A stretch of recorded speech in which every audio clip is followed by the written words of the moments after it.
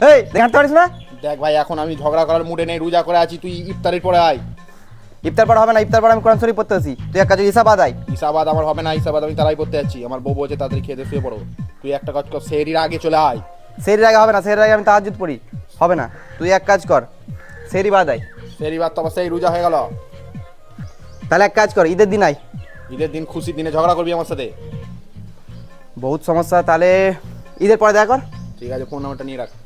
দে phone number দে। সাইডে বস, ওখানে বসি। চল এখানে বস। দেখ নাম্বারটা তাড়াতাড়ি লেখ। বল নাম্বার বল। নেই আমার কাছে। বল বল। 9002151183। ঠিক আছে, মিস কল মেরে দে। মিস কল যাবে না, আমার ফোনে রিচার্জ নেই। তাহলে একটা কাজ কর, ফেসবুকে ফ্রেন্ড বানিয়ে নি। হ্যাঁ দাঁড়া, কি নাম আছে? নাসিম শেখ। নাসিম শেখ, দেখ গেছে। আচ্ছা, আমি অ্যাকসেপ্ট করলাম। ঠিক আছে, তাহলে ঝগড়া যা হবে ঈদ বাদ, ঠিক আছে? ঈদের আগে কোনো ঝগড়া নেই। না, ঈদের আগে তাহলে ঝগড়া নেই। তাহলে তো ফ্রেন্ড তো হয়েই গেলাম। হ্যাঁ, ফেসবুকে তো ফ্রেন্ড হয়েই রইলাম। তাহলে ঈদের দিন নিমন্ত্রণ করলাম, আসিস তাহলে? ঠিক আছে যাবো, তুইও আসিস তাহলে আমাদের বাড়িতে, বউ বাচ্চা নিয়ে। ইনশাল্লাহ। এই দিয়ে কোথায় যাচ্ছিস? নামাজ পড়তে যাচ্ছিলাম মসজিদে। তুই কোথায় যাচ্ছিলি? আমি তো নামাজ পড়তেই যাচ্ছিলাম। তো তাহলে নামাজটা পড়েই আসি। ألفت قلوبا بالإسلام